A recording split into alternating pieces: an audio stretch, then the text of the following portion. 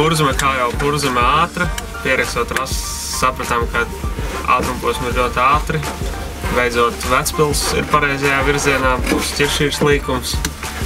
Tā kā sen nav braukts Vecpils pareizajā virzienā. Pārējie ātrumposmi ir braukti, tā kā nekām sarežģītam nevajadzētu būt. Vienīgais sarežģītais varētu būt cīņa ar konkurentiem. Un es domāju, ka šajā konkā diezgan liela cīņa būs ar Emīlu. Jā, varētu jau nobraukt mierīgi līdz galam, bet ir tā, ka vajag 8 punktu. Tā kā baigi mierīgi nevar braukt, ir jābrauc diezgan ātri. Un braukt sacensībām ar domu nobraukt līdz galam nav jēga. Vienmēr ir doma uzvarēt. Tā kā jācīnās par uzvaru. Jā, esam Liepājas rallijā. Ātrumposmi ir pierakstīti un ir vidēji ātri. Ir gan ātras vietas, gan lēnas.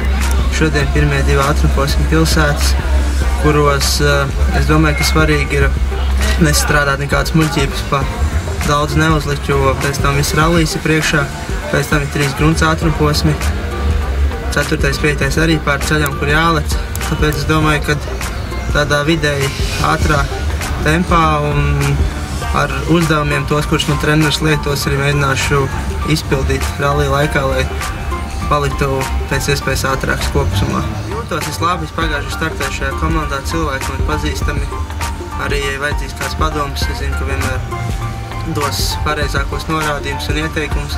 Jūtos es labi, ja iet runa par sagatavošanās procesu, tad sagatavojos tāpatās kā uz visām sacensībām, diezgan nopietni un, protams, papildus motivāciju deva tas tomēr, ka startēju komandā un kā arī, kad ir ļoti nopietns dalībnieks sastāvs.